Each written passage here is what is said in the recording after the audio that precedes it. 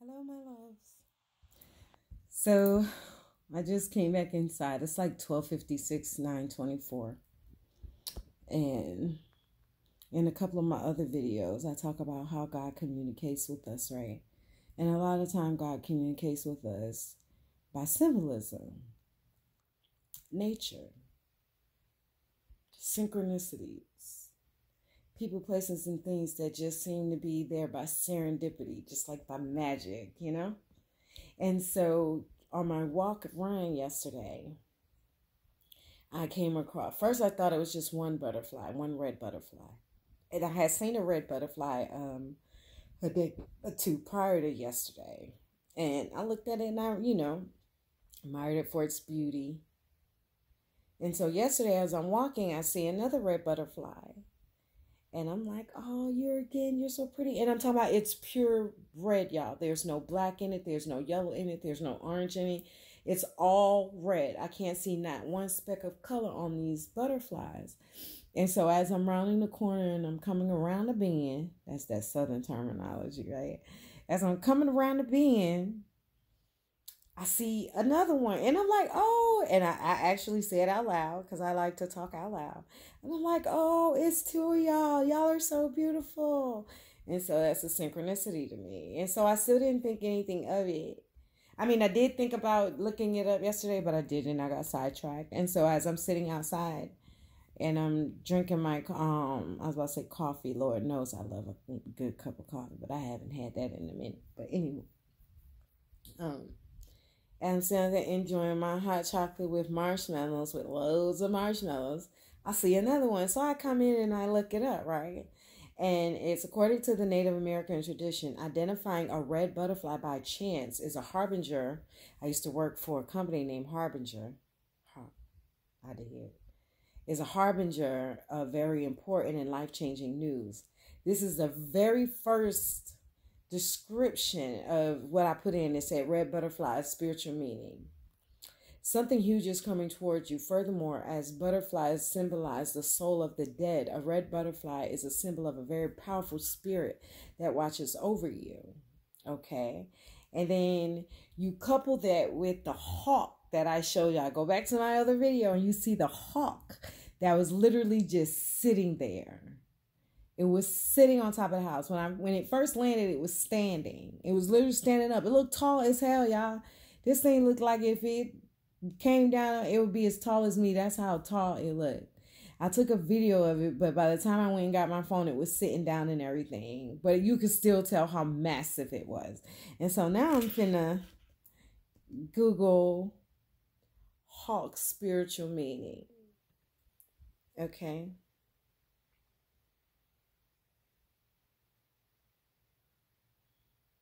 Mm.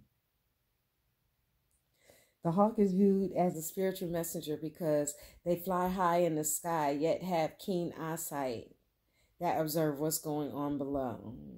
That didn't give me much of a description. Let me see. I actually like what the other author said. So let me see. I should put hawk on your house.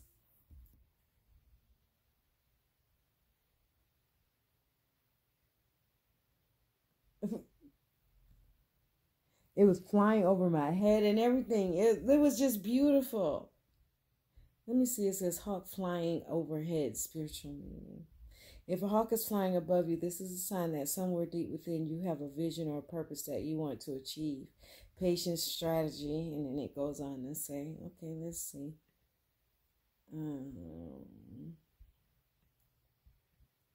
I mean, that hawk was so beautiful. I was like, respect. Literal respect. Let me see. On your house. It was literally on the corner of the house, y'all. Okay, let's see. Hawk symbolism in meaning includes intelligence, independence, adaptability, messages, clairvoyance, and spiritual awareness. Furthermore, the hawk spirit animal is sacred to many people who feel a kinship with these majestic birds. Yeah, yeah. So the messages are coming through. And so if you look at my last video where I was talking about how I'm feeling frustrated, when I get those signs, it just lets me know that even though I'm frustrated, even though I am lacking in patience maybe at that current moment, because that's what frustration is. You have a perception of what you want to be doing, where you want to be going, and who you want to be doing it with. But it may not be conducive for you at that time, meaning the energies may not be in alignment for you to have the most favorable outcome. And I know that God is working everything out for me for the benefit of my good. I am watching my karmics after like 9 months or so come back. So I know there is work being done, which is why I talk to my baby girl on the inside when she gets real frustrated and she wants to cry and, and be like, why? Because now we know why. And there's no reason to cry, even though it doesn't feel good. It doesn't feel good. And it's so crazy because I watched a clip of a little girl. She had to be like 3 or 4 years old. And it's going around on Instagram. And her parents have a camera in her room and she got in trouble. And so they sent her to her room and she's on the bed and she's crying. And she was like, after she cried for a little bit, she was like, you got this. You got this. She got about that bed. She was like, you got this. And I was like, oh, that is what my little girl needed on the inside. A lot of the times when we don't heal the trauma of not being heard or not being seen, or being shut down or being minimized or being subject to abuse and then told to shut up and be quiet about it.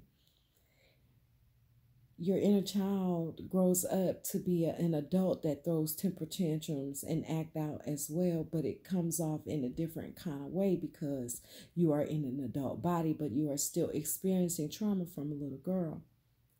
And just to see this little girl do that, it was like I had already done it myself as an adult.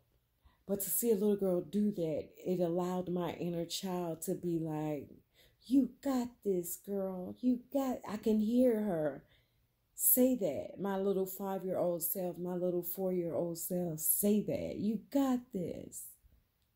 Because at 5, my life was changed when my dad was killed. That was a trauma that set deep in my bones and in my right leg to the point where I'm still trying to get it out now. I'm healing from that trauma, because it affected my life in so many different ways and so many different ways that were hidden. And so that this is what this spiritual journey is about. And no, God can't come sit on our bed and be like, do this, do that, do this, don't do that, don't talk to them, don't talk. No, because we have incarnated on this planet to learn very valuable lessons that our soul needs to know. And if you have not looked into your birth chart, I need you to do so. The one thing, though, is I wouldn't trust everybody with your birth chart. So if you can do the research yourself, I would highly suggest you do that, because me not knowing my birth chart, even though I'm very capable of understanding, overstanding, because that's what I'm doing right now, I wasn't led that way because I allowed religion to take control of my mind and be brainwashed I didn't think that it was the devil or anything like that, but I didn't also invest time and energy into it so subliminally and subconsciously, because I was conditioned to think that even though I don't remember it, I had to get rid of those blockages that said that astrology and it was the devil. And I recognize that that's where my training or my conditioning came from, because the people that I grew up with feel that way to this day. And I've had conversations with them and they still feel this way to this day. And when I had a conversation with my mom about it, she was interested in it. My mom is very gifted and very intuitive, but because the people around her told her she was crazy and all that other stuff, she believed it. Or she succumbed to the pressures of that. I'm not succumbing to the pressures of that, because I know I'm not crazy. I know I'm not delusional. I know I'm not hearing things. I know I'm not seeing things. I see exactly what I see. I see the seen and I see the unseen. I do. I really do. I see things that the normal eye don't see. And it took me a while to get used to that and accept that as being a part of who I am and not thinking that something was wrong with me.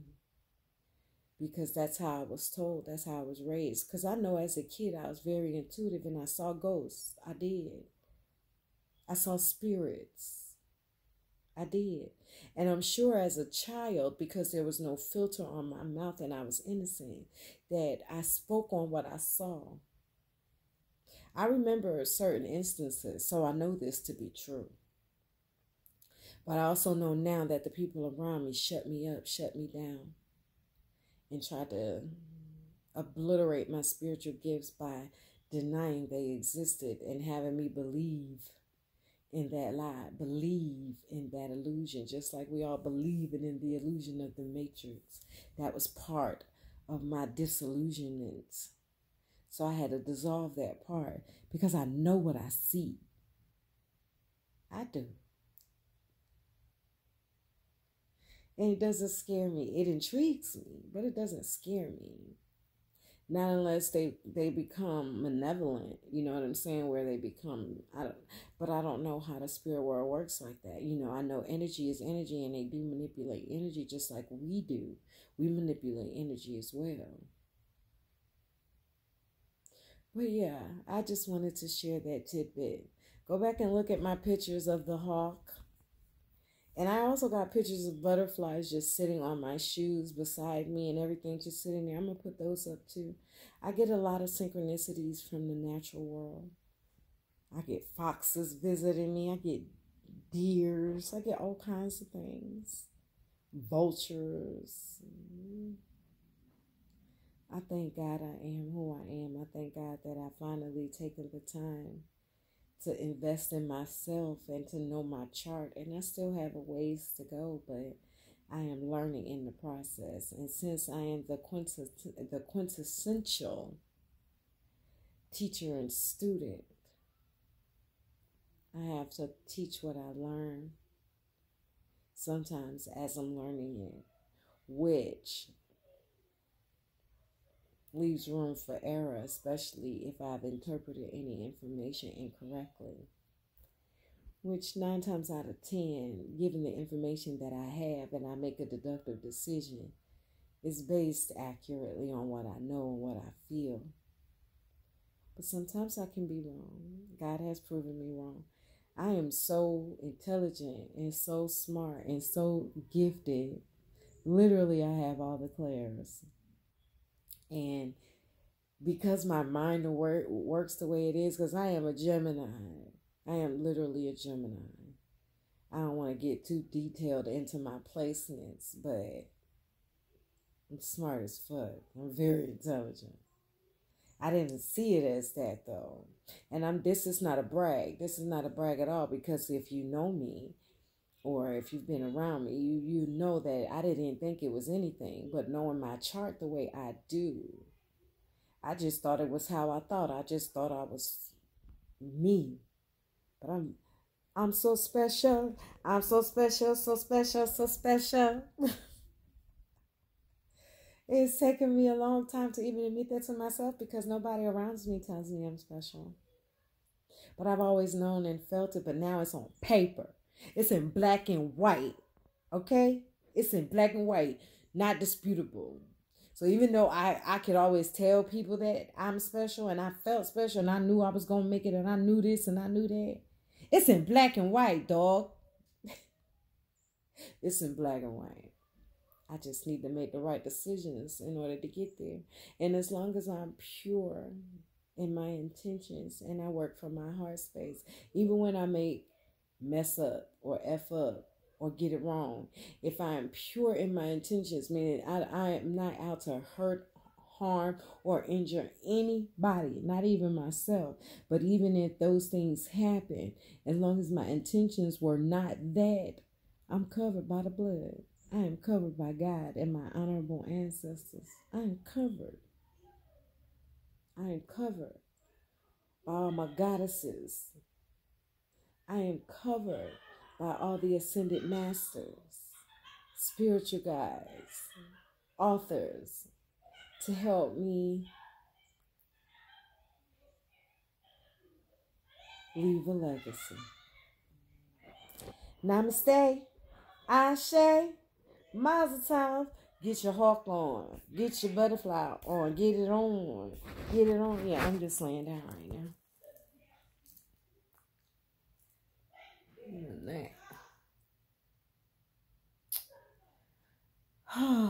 Y'all, we got this. We got this. That little girl was so endearing, and she made my little girl heart smile so big. It hit different when, as an adult, you telling yourself that. But when you see a little girl who ain't even really experienced the world, and she probably got in trouble because she ate something she ain't supposed to, or she touched something she ain't supposed to, something trivial, but not to her in her world. Recognize what we do. Everybody got their own world. And in that little girl's world, she was devastated because she got sent to her room. But she calmed herself down by just saying, I got this. I got this. Listen, that is what reparenting is about. You have to do it. I'm sorry you picked this straw. I'm sorry you picked this straw.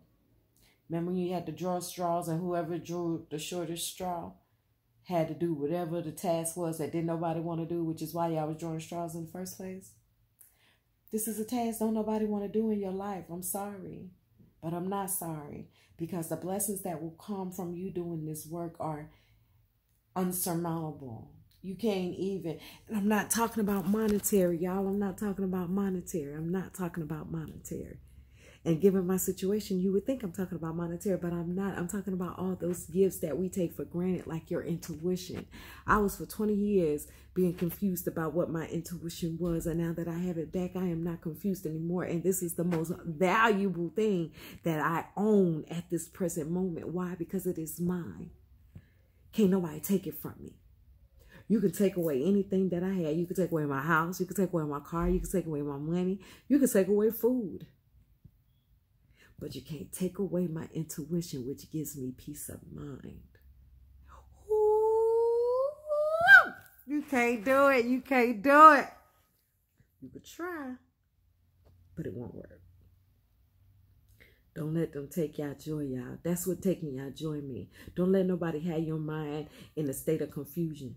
Don't have nobody in your mind giving you false hope. That's all devil word. Anybody who wants to love you will love you unconditionally, not based upon what you give them, not based upon what you say, not based upon what you provide them. Just you being in their presence is gift enough for them to say, hey, I love you, and let me show you. Namaste, Ashe, Mazel Tov.